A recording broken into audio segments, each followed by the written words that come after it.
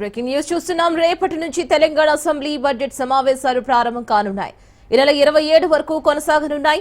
Governor ప్రసంగంతో ఉభయ సభలు ప్రారంభం కానుండగా ఎల్లుండి గవర్నర్ ప్రసంగానికి ధన్యవాద తీర్మానంపై చర్చ జరగనుంది. అయితే బడ్జెట్ ఏ రోజు ప్రవేశపెడతారు అనే అంశంపై స్పష్టత లేదు. బడ్జెట్ సమావేశాల నేపథ్యంలో అధికార విపక్షాలు అస్త్రశస్త్రాలు సిద్ధం చేసుకుంటున్నాయి. అసెంబ్లీ సమావేశాల నిర్వహణపై ఇప్పటికే అసెంబ్లీ స్పీకర్, మండలి చైర్మన్ మంత్రి శ్రీధర్ బాబు సమీక్షా సమావేశం నిర్వహించారు.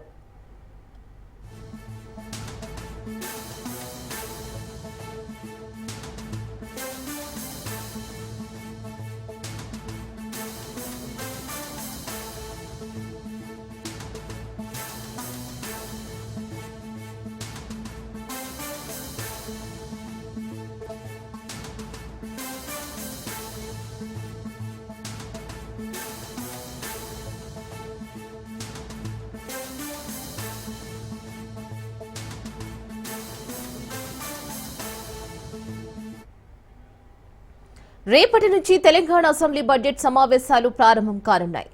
ఈ నెల 27 వరకు కొనసాగనున్నాయి. గవర్నర్ ప్రసంగంతో ఉభయ సభలు ప్రారంభం కానుండగా ఎల్లుండి గవర్నర్ ప్రసంగానికి ధన్యవాద తీర్మానంపై చర్చ జరగనుంది. అయితే బడ్జెట్ ఏ రోజు ప్రవేశపెడతారు అనే అంశంపై స్పష్టత లేదు.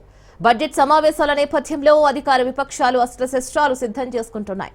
అసెంబ్లీ సమావేశాల నిర్వహణపై ఇప్పటికే అసెంబ్లీ స్పీకర్, మండలి చైర్మన్ మంత్రి శ్రీధర్ బాబు సమీక్షా సమావేశం నిర్వహించారు.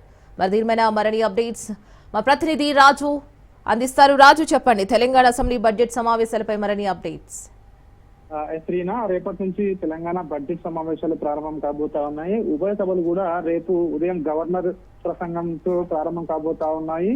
ఈ నెల 27వ తేదీ వరకు కూడా ఈ బడ్జెట్ సమావేశాలు ప్రారంభం కాబోతా ఉన్నాయి. ఈ బడ్జెట్ సమావేశాలను బడ్జెట్ తో పాటు ఇతర ప్రభుత్వం కీలకంగా భావిస్తున్నటువంటి కీలకమైన పలు బిల్లులను కూడా ఆమోదించుకునే అవకాశం కూడా కనిపిస్తా ఉంది. ఈ సమావేశాలపై ఇప్పటికే నిన్న అసెంబ్లీ స్పీకర్, గడ్డ ప్రసాద్, అదేవిధంగా మండలి చైర్మన్ గుత్తా సుఖేందర్ రెడ్డి, అదేవిధంగా శాసనసభ వ్యవహారాల శాఖ మంత్రి శ్రీధర్ బాబు నిన్న సమీక్ష కూడా నిర్వహించడం జరిగింది. సభ్యులు, ఎమ్మెల్యేలు, ఎమ్మెల్సీలు అడిగిన ప్రశ్నలకు త్వరితగతిన కూడా అధికారులు సమాచారం అందించాలని చెప్పి కూడా దిశానిర్దేశం చేయడం జరిగింది. అదేవిధంగా బందోబస్తు పై కూడా చీఫ్ సెక్రటరీ నిన్న ప్రధానంగా సమీక్ష నిర్వహించడం జరిగింది. ఈ అయితే 13వ తేదీన ఎల్లుండి గవర్నర్ ప్రసంగానికి ధన్యవాద తీర్మానం తెలిపే దానిపై చర్చ కూడా జరగబోతా ఉంది.